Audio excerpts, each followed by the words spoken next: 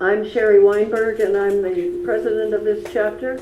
And let me pass the microphone around, and then if they'll end up back with me, that will be fine. Thanks for having me here tonight to talk about the Congresswoman's new bill, HB 6097, the State-Based Universal Health Care Act. I also want to introduce David Loud, who I used to work with Congressman McDermott, currently is very active with Healthcare for All, Washington, and Puget Sound. I'll let him introduce himself. He's active in all sorts of ways, and it's been really helpful in working with us to help continue the work that Congressman McDermott did around this, both moving towards universal health care on the national level and also this enabling legislation at the state level. Do you want to introduce yourself, David, and then I'll do a brief overview of the bill? You did fine. Okay, there we go. I'll just jump right in. So I was just actually, I have my phone out because Carmela was just texting me about this issue, and I think it's important to note, I know that there are disagreements in strategy here, and we can talk about that. I'm happy to talk about that, but I want to make it super clear that the Congresswoman believes that this is a both and strategy, meaning she believes we should have this enabling legislation so states can be innovative hubs, as they have been in so many different social movements that helps move our nation along, and we should be moving towards a Medicare for all single payer system at the national level. She was just texting me actually that just today they had their first briefing of the Medicare for All caucus, which she founded with Keith Ellison.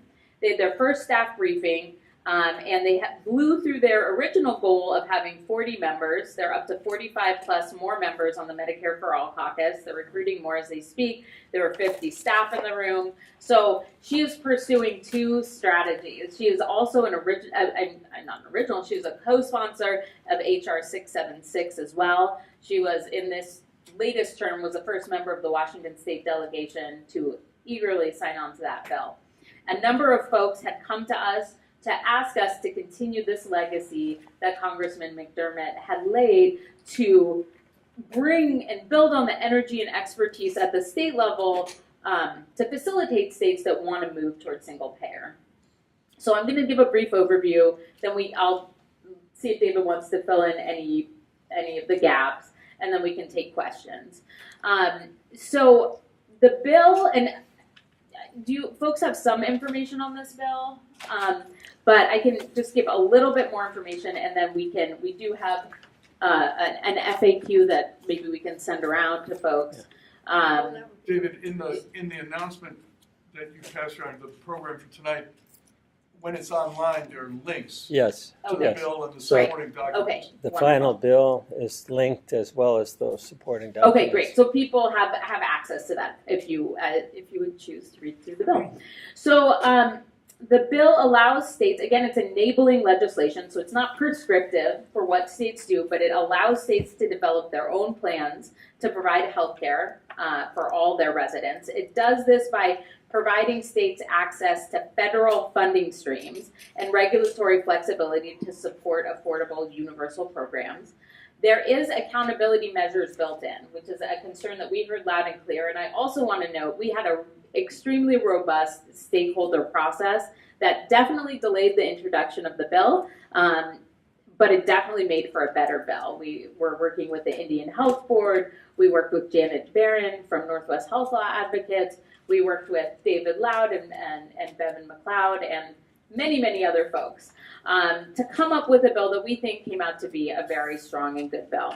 But the participating states would be required, if they're going to access these federal funding streams, they'd be required to demonstrate their plan that would cover 95% of the residents, with no more than 5% of the residents spending over 10% of their annual income on coverage.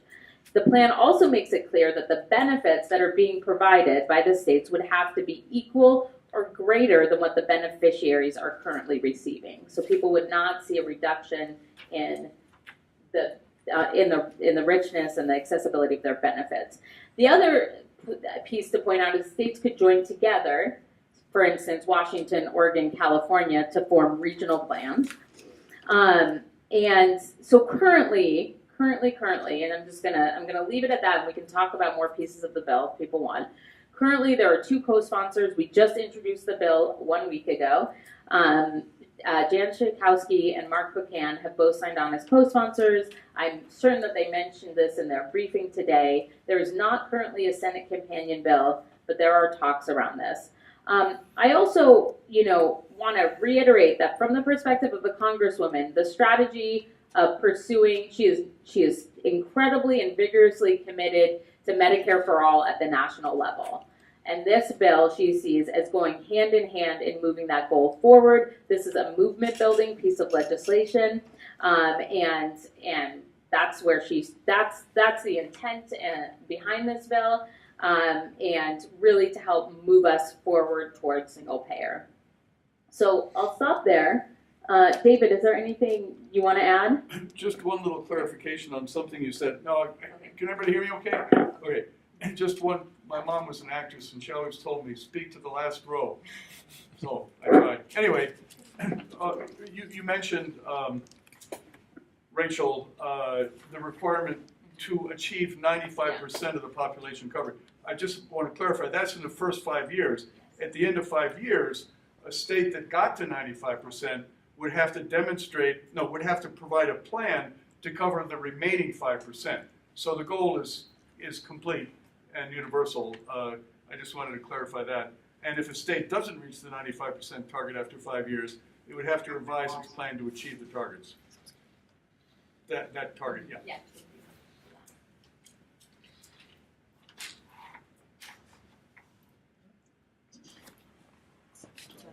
Would you talk about it? Okay, sorry. Oh, sorry, I think there, and then Yeah, we'll go right, there. right. Yeah. So you could let Charles first, he's right there. Yeah, that's fine. Could you talk a bit about ERISA? The others are clear federal health programs. ERISA is a different breed of cat. How does Pramila propose winding that one into all of this?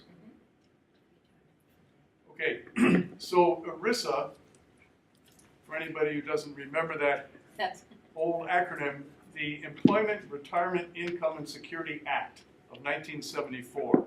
Yep. And the purpose of it originally was to protect employee health and retirement benefits. And the use to which it has been put subsequently has been the self-insured employers. And most big companies in this state and in the country are self-insured, meaning they fund their health benefit program. They don't turn all the money over to an insurance company.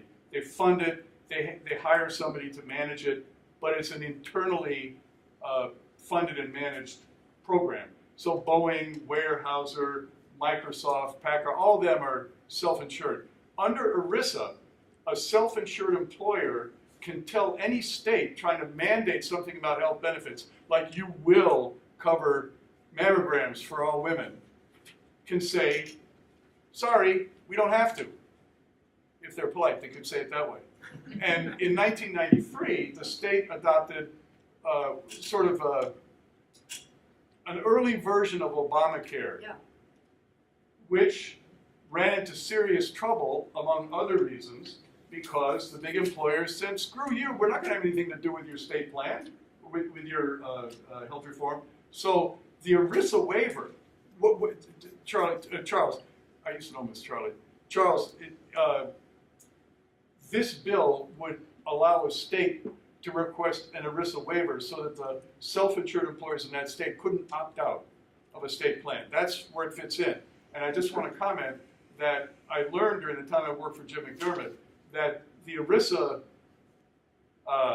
coalition of employers, although you don't hear much about it, is very powerful, and they hang on to this ERISA power they have tightly. So, as with all other aspects of this bill, this isn't, not only isn't it prescriptive, you have to have a very strong movement, a mass movement in a state to push the politics toward universal health care in order politically to be able to pass the bill that the state has to pass in order to then seek the waivers and so forth.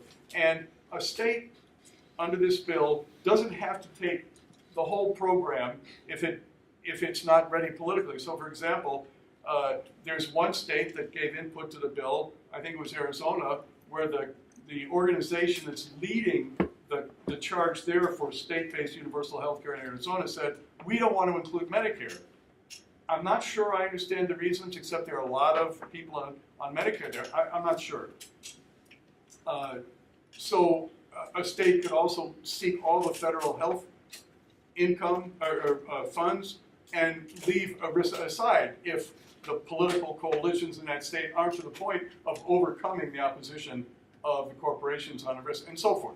But anyway, that's where it fits in, is trying to keep the self-insured employers from opting out. In line with your comment about how powerful the ERISA sponsor organizations are, it's always been hard to get a feel of how many people are covered.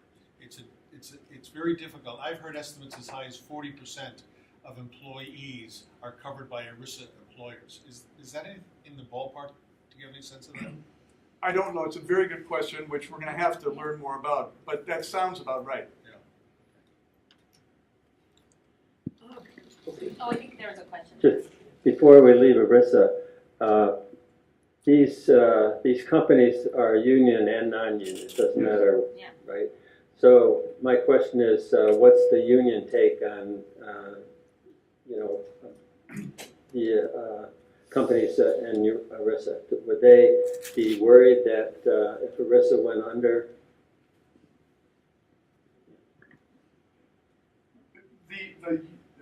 The labor input that we've gotten primarily has been from the national organization called Labor for Single Payer, which is very knowledgeable about this stuff and gave some valuable input. And one thing that the bill does is it would exempt the Taft-Hartley or the multi-employer plans that, for example, in construction, farm workers, a number of industries where people are covered through union agreements, but multiple employers pay into the plan. And then it's jointly administered by the management and the unions. And those plans are exempted, and the idea, and this was also in Jim McDermott's American Health Security Act, same thing. The idea being that the unions have fought hard for those plans, and they want to be able to use them for additional benefits that may not be part of a universal package. So the Taft-Hartley plans are protected under this bill. And the other part of your question, people who have negotiated plans with ERISA employers, I don't know the answer to that. It's a very, very good question that we need to dig into. I don't know. Yeah, I don't know. Well, I mean, yeah. I'll also note something that Ben Narala, who's our legislative director, who's been working on this, has pointed out several occasions. This bill, or any bill on single payer, is not going to pass in this Congress. Like, that's probably not news to anybody. And we're using this as a starting point to also, this bill will be reintroduced in the next Congress. So this also is giving us an opportunity to working out some of these kinks and answering some of these questions. So actually, before I ask Rachel's question, I wanted to ask David, what do we know about the rate of growth of labor for single payer, that organization, over at least when it started, and how it's growing, or is it not growing? I'm sorry, I'm not up to date. I know that Eric Gonzalez, who is the legislative director of the Washington State Labor Council, is going to Minneapolis for the big single-payer strategy meeting. The national meeting is happening over the weekend. And he's going to represent the Washington State Labor Council, which is part of Labor for Single Payer. But it's a good question. I don't know the answer. Yeah. So. And the state, and also I would say that Lynn Dodson, who's the Secretary-Treasurer of the State Labor Council, came and spoke at the launch of this bill, and they in general have been, I think, really, really supportive of single payer. Well, Rachel, you brought up that obviously you want to get a companion bill Yes. for Pramila. Has Pramila been there a while? Does she have a kind of a feel of the likelihood for that happening? In the that- Senate. Yeah, in the Senate, because we have this history, which I still don't understand. For so many years, HR 676 has never had a single Senate with the balls, if you will, to go introduce a companion bill, even Bernie Sanders. And I've been trying to get some insight into that. Is it this notion, it's not politically feasible? Is that the permeation that you have to deal with? How Yes, does I think Camilla that's think part about of that? it. And I haven't talked to her specifically about this, but I do think that that's been a piece of it. And I also think though that there's tides and times are changing, and I feel hopeful that we could get a Senate companion bill maybe by the next Congress, if not in this Congress. I don't know if you have any reflections on why the historical view. Well, not exactly, except I just want to make sure, there is a Senate companion bill now for Medicare for all. The Bernie Sanders. Yeah, Bernie's Bernie's bill. right. It's not exactly. But not the same. HR 676. Yeah, it's not exactly the same. Which was there for years, and in our opinion, most of us, I would think, would agree, 676 is a much better bill. I think that Bernie's bill has a poison pill in it, in that it's introduced gradually. So I can just see the opponents doing calculations after the first year or so. Hey, you guys are not saving money. Well, it's obvious that it's not doing what you said it would do. And then he doesn't have long-term care in it. And I don't understand why, given the superb bill in HR 676, Bernie had to introduce his own bill and ignore the other thing for so many years. It's very confusing to me. And I'd like to somebody tell me about the politics behind that. This doesn't answer your point, which is an interesting point, and I don't really have an answer, but I just want to point out that Bernie did introduce a Senate companion to McDermott's Healthcare Security Act, Yeah. which I still think, although I think Medicare for All is the way to go in terms of where the movement's going, but I think the American Health Security Act actually was better policy. Yes, Oh, I agree. okay. It's a single payer bill. Yeah. But anyway, so Bernie did introduce a companion on that. But what his thinking is, I don't know. Okay, thank you.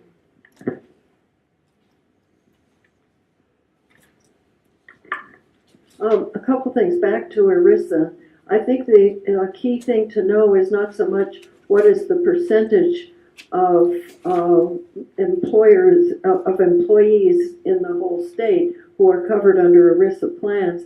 What counts more is how many people are left uninsured, how many people fail to take up the plan that's offered by their employer.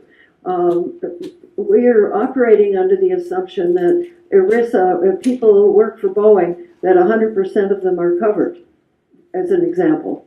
Nothing's ever 100%, but is it a very large, very high percentage?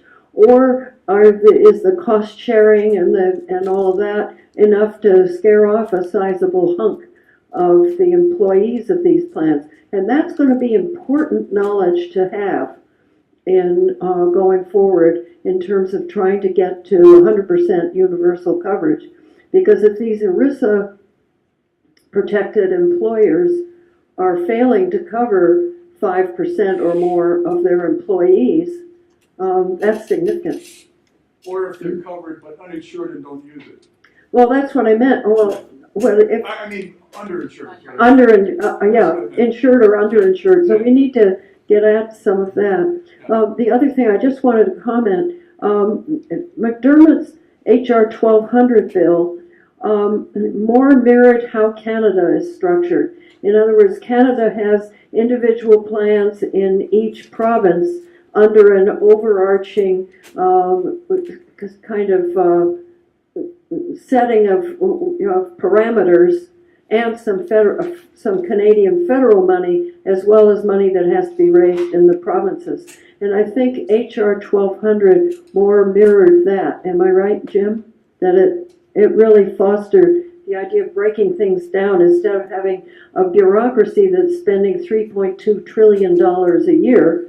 We would have it would be more, it would be overarching federal controls, but states or groups of states would have responsibility for setting up plans. To get their piece of the global budget and deliver the nationally defined benefit. Yeah.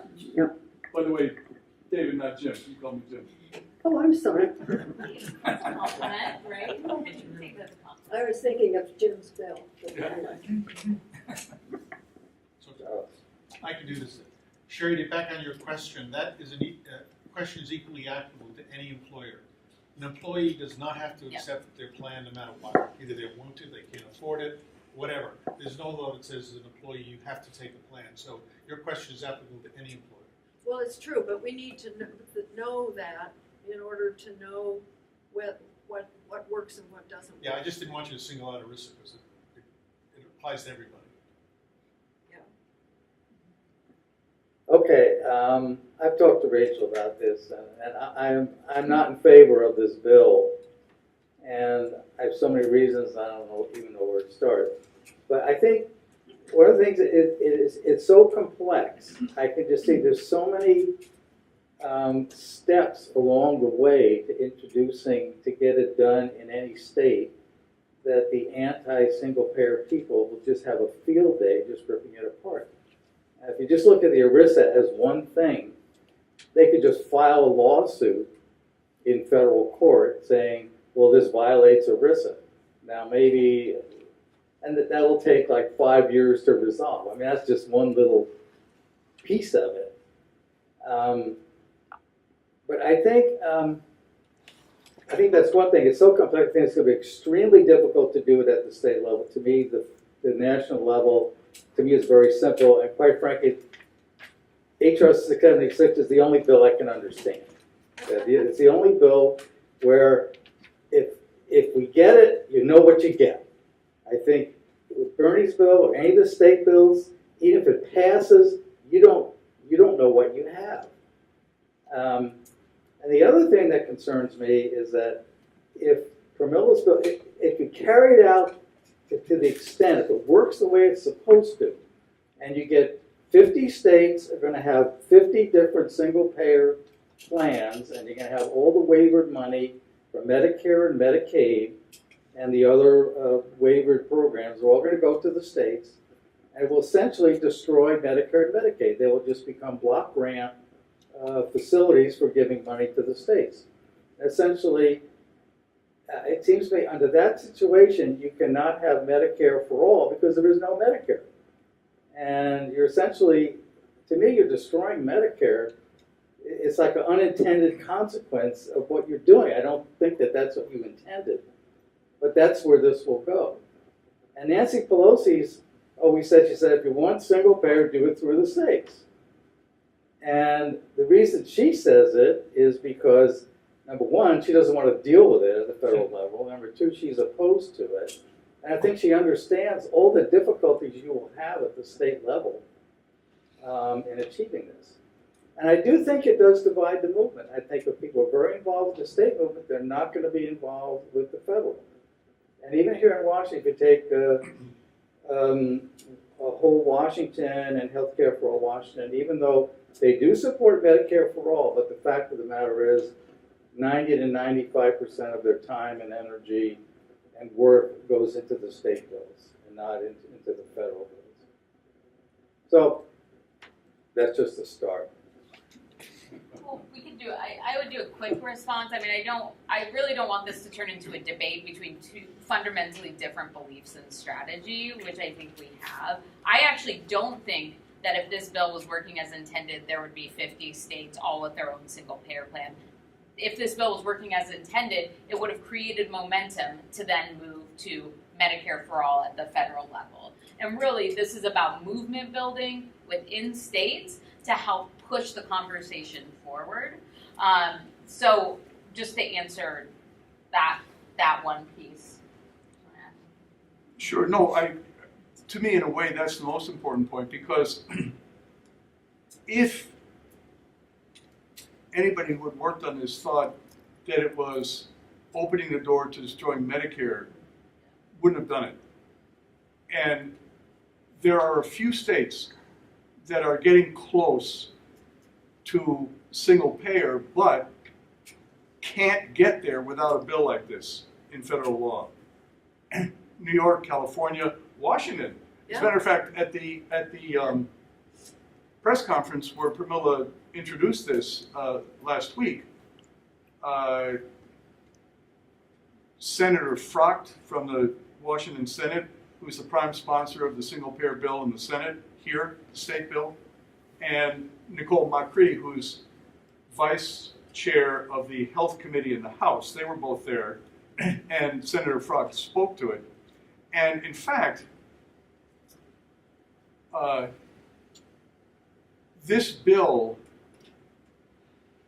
would make it possible for a state like Washington or California or New York or Oregon to get the federal help they would need to create a single-payer system. But back to Rachel's point, I really do agree 100% that we're looking at a few states achieving universal health care and that creating the momentum to go the rest of the way for a national health plan for everybody.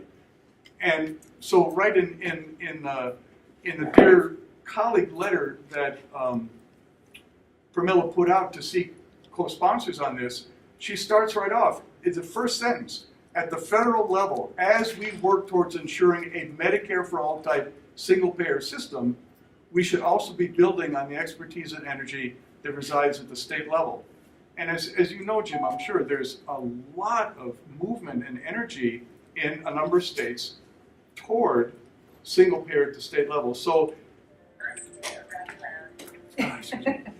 as Rachel said, I think those of us who are working on this see it as a both and, not an either or. And if we thought it was an either or, I don't think we'd be interested. Well, I'm just going to make a couple of comments and I'll quit. I think it's disingenuous to say you're putting forward a bill which encourages, the idea is to encourage states to get the waivers and do single payer in the states and say, well, that's not your goal. Your goal is actually get a few states and then somehow the momentum will be for Medicare for all at the national level. And I think that's just fantasy. It's just saying you're putting forward a bill for one purpose, but it's actually for another purpose, which you have no idea whether that's going to happen or not. No, the purpose is universal health care. Health care is a right. Everybody and nobody else. That's the purpose. The purpose isn't a bill or a system. The purpose is that everybody have health And care. I would want to reflect back on the history of this country where Social Security started in Wisconsin a few years before it became a national bill. States have been hubs of innovation. This didn't lead to national legislation, but certainly the marriage equality fight that started with domestic partnership and pushing back, that's all happened at the state level. That's been our recent history, and we've seen how that works. So I just think we have that. I mean, and again, I really don't want to just move this to a debate, so I'll leave that there. But All right, let me just raise one more question about the economics of no, go ahead. If it's a question, it has to be a question with a question mark at the end. The economics of state single-payer legislation. Right now the state budget of Washington State is about $50 billion in that neighborhood. My understanding is Washington State is like 7 million people. The national cost is like $10,000 per person. That would be $70 billion. Assuming that there's savings on whatever, let's say, approximately it will double the state budget. There'll be like 50. Well, that's assuming that none of the state budget goes to healthcare right now. Yeah, sizable. A sizable chunk, probably the largest chunk of our state budget does go to healthcare right now. Well, actually, it goes to K-12 education. Oh, right, education and then health and human services. Yep. Yeah, okay, but it would be, anyway, it'd be about 50 billion or something like that. So, and being that, states can't print money, they can't go into debt. I mean, I don't know if it's something, if I was a state legislature, I don't know if I would want to take that on, actually. I mean, I look at Washington State, I look at the situation with Western State Hospital. Okay, here's like one hospital. It's had these problems forever between Western State Hospital and all the affiliated organization they need to feed into and out or from it. They can't solve this problem. And I don't see how they can manage. If you take this to the people, they're going to vote on it. This is what they're going to say. I mean, if you can't. But then you have to tell them the truth. Because our current system has a bloated bureaucracy with for-profit private insurance. So much of our premium goes to pay for that. That goes away. Western State That's the counter to what you're saying. Western State is public. It's a public institution. Fine, but so much of the private insurance company system, so much money goes, under Obamacare, they limit it to 20% for admin costs. Like all that goes, that's savings for us. But Western State is a public institution that's run. That's one anecdotal example. Western State College? Western State College? Mental health facility. Western State Psychiatric Hospital. Okay. I mean, they're under court orders and everything, and basically, the state can't handle that. How are they going to handle all this enormous other amount of money? I'm done. We'll give you one more chance later after. It looked like there were some other questions. Well, I'd like to say that I'm very impressed by all the movement building that's been going on by people working at the state level. And I look at PNHP stuff from across the country. New York City Metro chapter, they're really focusing on getting the New York State, nobody in PNHP calls it single payer at the state level, but universal health care, which is what this bill says. So it's not really single payer, and you can't really have single payer at the state level, basically. But look at whole Washington and all the people that it's turned out. They probably won't get enough signatures, but those people have been turned on, and they've been educated about single payer at the national level as well as at the state level. So I think, we've been working on this in our chapter for almost 14 years now, and we've seen a huge number of people come to our meetings and engage with us just in the last couple of years, and we've been working with Healthcare for All Washington. We've had shared board members and so on for many years, testified at the hearings on the state universal plan. So, but I think we've seen a movement growing here, and I think this bill is going to really help that movement building at all the different states that are working on a plan. Hi there. I wanted to just kind of piggyback on what David just said about the movement building, because I am a whole Washington volunteer, and I have been really, really passionately pursuing this movement and advancing this cause with every breath in my body. And one of the things that I was struck by when I heard Pramila speak the other day is the responsibility that we have for the stories we collect along the way. And so I have been, I could never unknow what I know, and I am going to say with all of my heart that I want to take this cause as far as I possibly can. I will carry this ball as far as I can, and I want to just acknowledge the hard work of the whole Washington volunteers, and I want to say that we are ready to work with Healthcare for All and Pramila and just carry this as far as we can, because the Washington state residents and the citizens of the United States of America deserve this, and the current system is absolutely broken. So something has to give. And I also want to say, giving credit to whole Washington, I think I will get to a question eventually, but I want to say that there was quite an extensive financial analysis done that showed that this is absolutely possible in Washington state. And so I want to just really mention that, because one of the things that really struck me as I've been educating myself in this movement is that that this isn't just a good idea from a human rights standpoint, but it's a good idea from a financial standpoint. And so when we look at the waste in the current system, and when we look at the pain and suffering in the current system, I mean, something's got to give. So I just wanted to, I guess I don't have a question, but I wanted to acknowledge the hard work of the whole Washington volunteers and the 1600 movement. And I want to also just, I guess, say, ask Healthcare for All and you as somebody who's representing Pramila Jayapal, how can we work together to make this happen? And how can we help, I guess, and move forward together in a unified way? Thank you.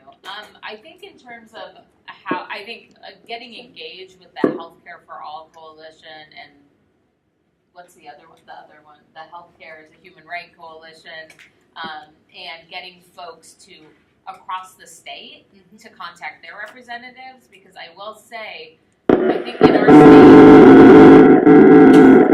state, the only other member of the Democratic delegation who signed on to 676 is Adam Smith, who did that just this past year for the first time. So I think there's a lot of work to be done here in our state to build support, even among the Democratic delegation. And I'll add that, as you may know, Healthcare for All made real headway this year in the legislature in advancing the bill, the Washington Health Security Trust, and is going to introduce and got money from the legislature to study the different ways the single-payer system might work in Washington. And then next year, in 2019, their bill is going to be reintroduced in improved form.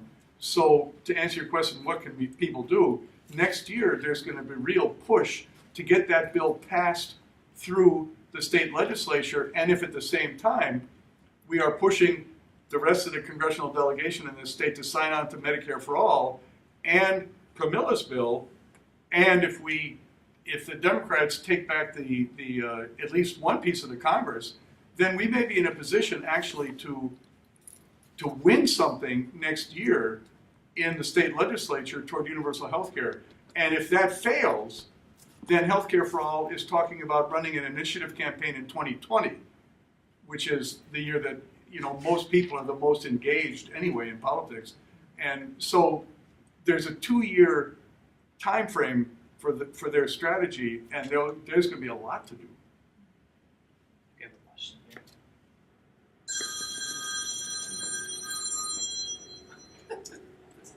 We should all turn our phones on. Hi, my name is Pam, and I was wanting to bring up the healthcare study that Gerald Friedman did, in which he said that our current healthcare budget is $79.8 billion, and that we can, based on his projections, we could save $9 billion of that for the state. To spend on something else based on the funding plan that has been projected. And then I wanted to say about the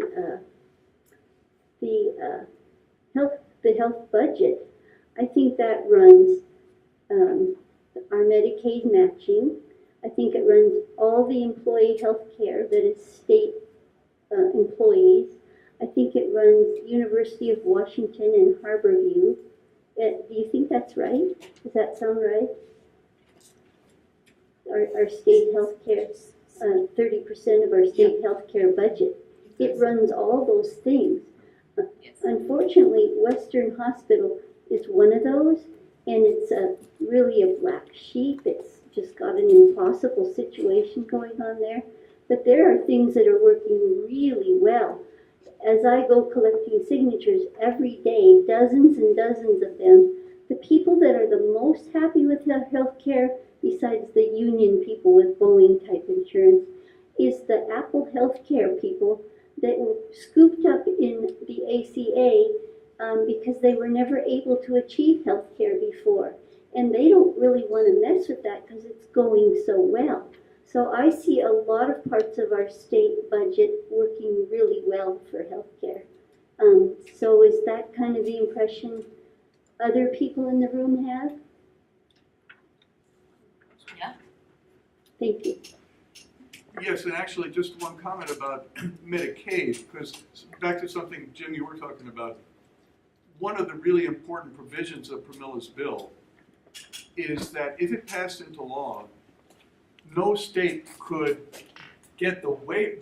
Under Obamacare, there's a waiver, the Section 1332 waiver, which we had thought might be opening the door to single payer at the state level. But what's the use it's actually been put to is red states have been getting these 1332 waivers to impose work requirements on Medicaid and premium co-pays and so forth.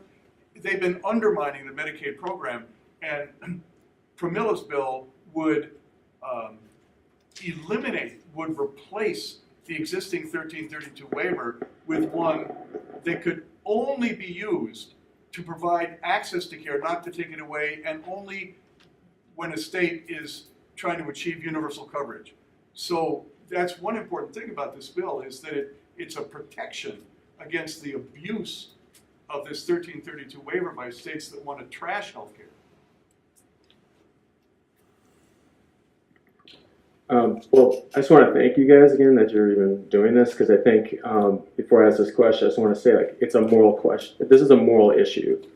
Obviously, the insurance companies for profit are going to push back, but 2018 and 2020, this is a litmus test for any politician, Democrat or Republican. If they have the mealy-mouthed comment of like, well, I don't know about the details of the bill, they will be exposed. You can go to opensecrets.com. You can see what their contributions are from. That's what activists are doing. It will be bad for you in this fall and in 2020. But that said, without getting to like having researched this much, I'm kind of curious what the funding mechanism will be. Because I don't know, beyond like the little bit that I've heard. Well, But tax-wise and whatnot, obviously.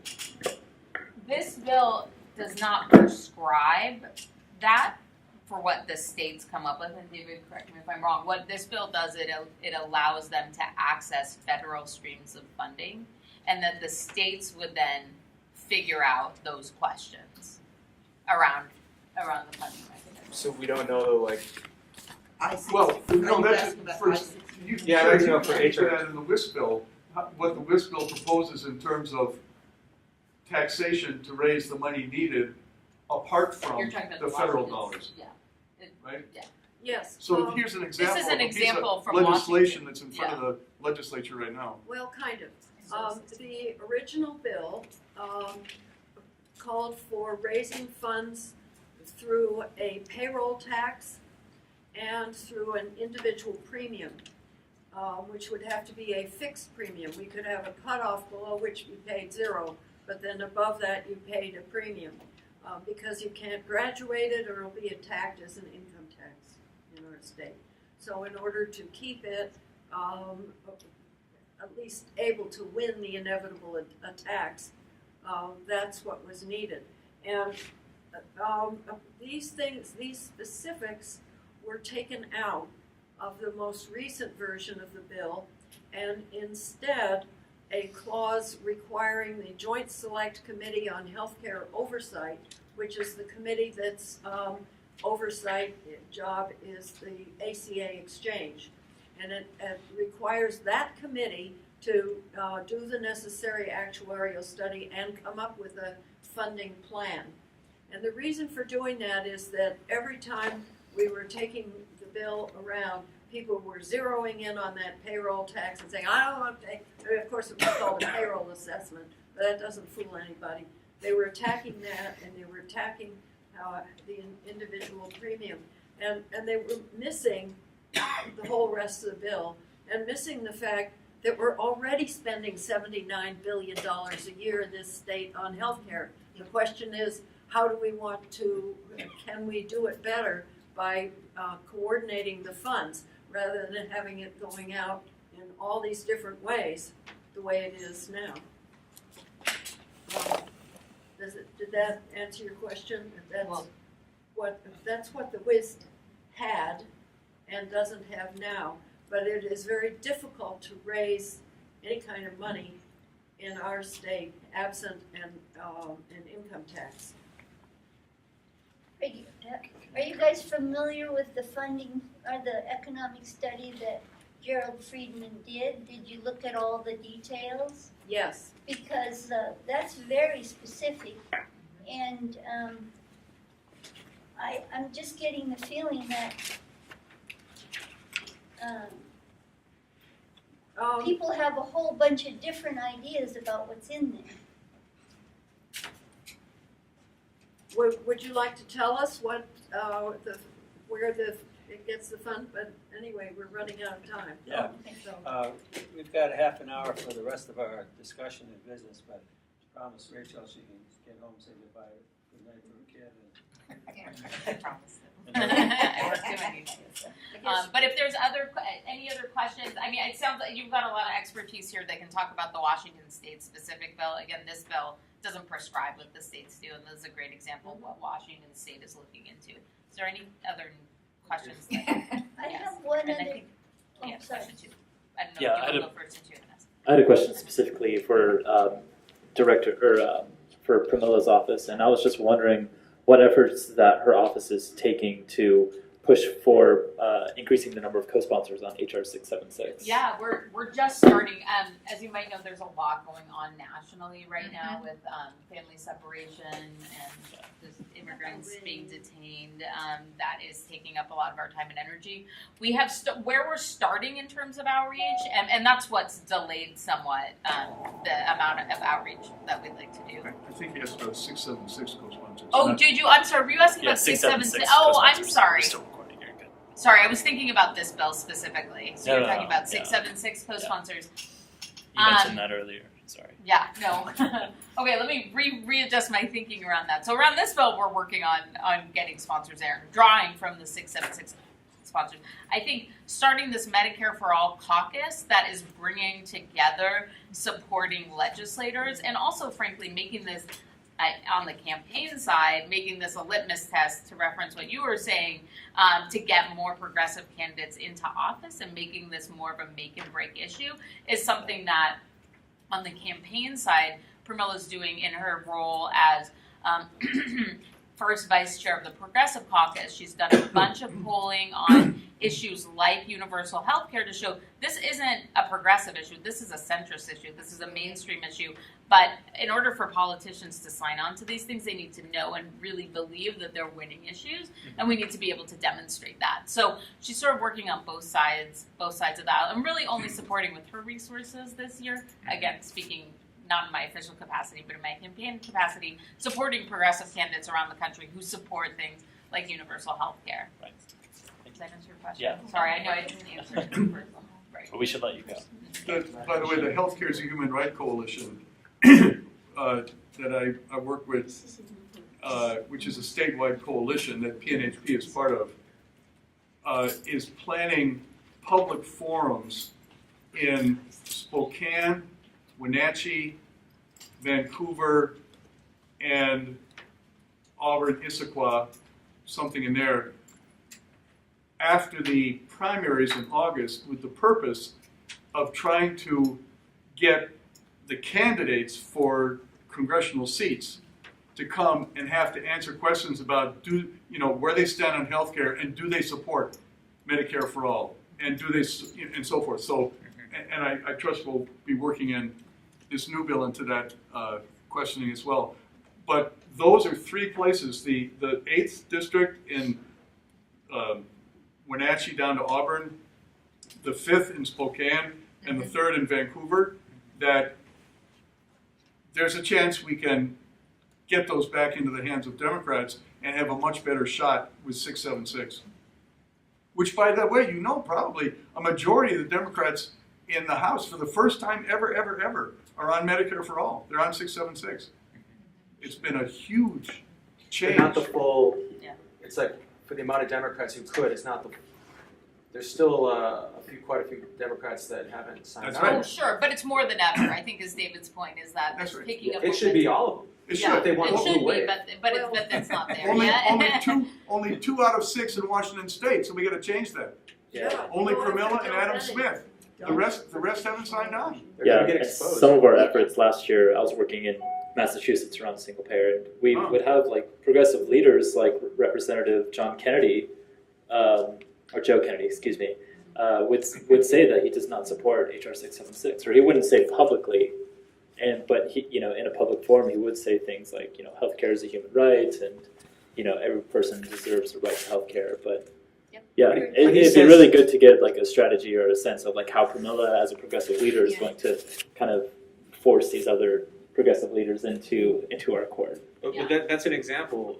Joe Kennedy says he's one of those Democrats that says, I support universal health care, but I don't know about the details of this bill. Right. Those kind of Democrats are going to get exposed because people have gone to his and seen how much money he takes from private health insurance companies. That's where it's coming from. That's always where it's coming Let's face from. it, that's the core problem. Yep, and that's the problem with You can look at Campbell who's and getting the money. And help, the I'm with you. healthcare right now, what is it, 28% of the gross national product? The curve is going up to 25 to 30%. Yeah. You would kill for that if you were a businessman. Yeah. And they'll do anything. So that's the core problem. I'm getting money out of politics. Unlimited money. But I would say that what he's saying is absolutely true, is that that's just unacceptable. And not just with Democrats, but with Republicans and libertarians. I really think that there's growing support for this idea because it's just not working. And so I think, I have people who signed my petition that are Republicans because it just makes financial sense. And so I just really feel like there is this groundswell of interest in changing this broken system. And it's not just Democrats and progressives. Everybody wants to change the broken system. And every conversation that we have, out there in the trenches, talking to people and spreading the word and across the state, red, purple, blue, there's really good conversations happening, and this movement is absolutely growing, and I feel like we're really going to get to that tipping point, and I think we're that's grateful right. for And I the think- opening. And the only thing I would say to that, and I absolutely agree, is we have to prove that. I think we know this is true, but I think the calculations that some other politicians might be making, they haven't seen it demonstrated. But the American people are at their breaking point. No, understandably, but they need to see the consequences of that. Blue Cross Blue Shield is raising their premiums again this year. I actually have a question. Okay. I read the side preamble, if you'll forgive me, but part of the argument for national single payer is that with all the cost efficiencies, we'll be able to cover people who are not covered. It's not clear to me what the cost efficiencies are going to be in Washington state with all the waivers, but with the exemptions for the people with better coverage who don't want to buy in. What kind of cost savings are you thinking are going to come about that will cover the people who are not currently covered? Well, Pam, right? Yes. She was referencing Gerald Friedman's economic study of single payer in Washington State. I had a look at it. Yeah. I'm not convinced. Okay. So let's not refer to Gerald Friedman and rather, unless you're hanging your hat on Gerald Friedman as well. No, but look how much private for-profit insurance companies spend on admin costs. How are you going to keep the private insurance companies out when you don't have to have everybody buying in? I mean, if there's an allowance for opting out, then that leaves things open completely. No, wait, I think you. Thanks, Rachel. Thank you, Rachel. Shalane, I think you may have heard one thing I said incorrectly. There's no opting out except ERISA self-insured employers if the state hasn't obtained an ERISA waiver. If the state goes for an ERISA waiver, then the companies can't opt out. And as far as the one with better benefits, I think you just said, again, that was a misunderstanding. The Taft-Hartley plans, the multi-employer union negotiated plans, those plans would be redesigned to provide supplemental benefits. They wouldn't take the place of the state plan. So you think So there's a state plan plus. You think that the people who work at Microsoft and at Amazon and all those other places are just going to give it up? Or are you going to take on this enormous political fight that would be involved in requiring them to give it up? That's right. It is an enormous political fight. Well, why make that fight and not make the fight at the national level? because that's how Well, we Canada are. did it. I mean, it's whatever it will take, really. Canada had Saskatchewan get it first, and then there was a domino effect. We've been the gatekeeper here at net neutrality. We're the only state right now for net neutrality. I don't think we are Canada in 1950. I really don't. No. It was in 1947 in Saskatchewan. Excuse me for 3 years. But Julie, do you think that the political fight to overcome the medical industrial complex and all of their political pals at the national level is an easier fight than winning single payer at the state level? I don't, that's a good question. I think it's the only good question you've got is there's a slight chance, I do agree. I think we've got a better chance of getting this in Washington State than at the national level as of starting right now. But you know, it's not going to be good enough. It's going to be like the Affordable Care Act, which hasn't been good enough. You know, there's going to be this incremental a little bit better, a little bit better. And look at how it's holding us back. So many people are not willing to work. So many legislatures aren't willing to work for 676 because they hang their hats for whatever reason on the Affordable Care Act. And look what's happening to the cost of insurance. The cost is undermining the Affordable Care Act. I agree with you. I just don't see. Well, how those you're gonna chickens are keep coming it- home to But I don't roost. see how you're going to keep insurance out of this. So you start block granting things. How is it going to be managed? How is it going to be run? We have no capacity in this state to run anything like that.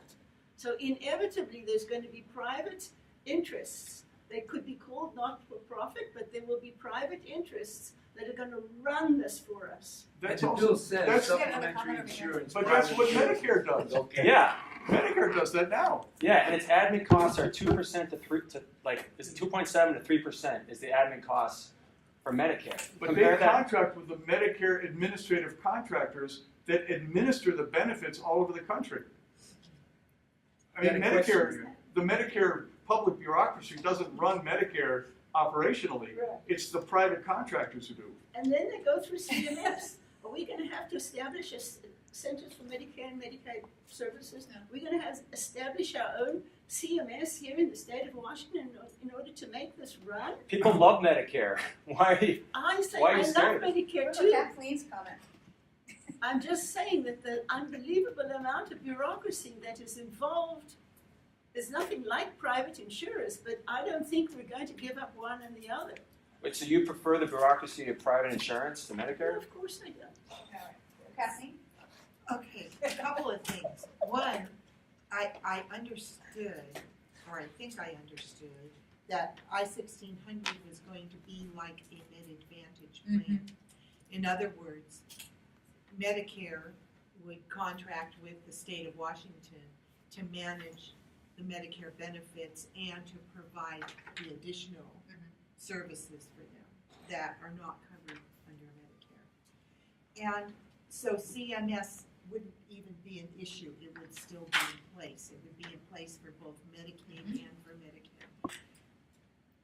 But I think the biggest thing that we need to think about is we're a real entrepreneurial state, and we have done some amazing things here. We have some amazing companies that have started here, but they all started out as small business companies. And as they began to do business elsewhere, they built this machine and mechanism to cover their employees and to provide for their needs. And not everybody wants to be an Amazon person or a Microsoft person or whatever, or even a person who works for Boeing. And so they will have the opportunity to go to other employers or to start their own companies or to do whatever they do best. And as that will, because of the affordability of health coverage for themselves, their families, and their workers, it will be possible for them to then do more things and to create more diversity within our state, and I think a lot more entrepreneurship. And that's, to me, that's the biggest selling point. And any state that doesn't have a plan is not going to be a place where the bigger companies want to go to and work. So as they grow, they're not gonna wanna go there. Fantastic point. Interesting. And all the So we need to get on with the rest of Good luck with that. Yeah, okay. Well, if you missed something, you can go online in a day or two and you can watch it again on YouTube. Yay.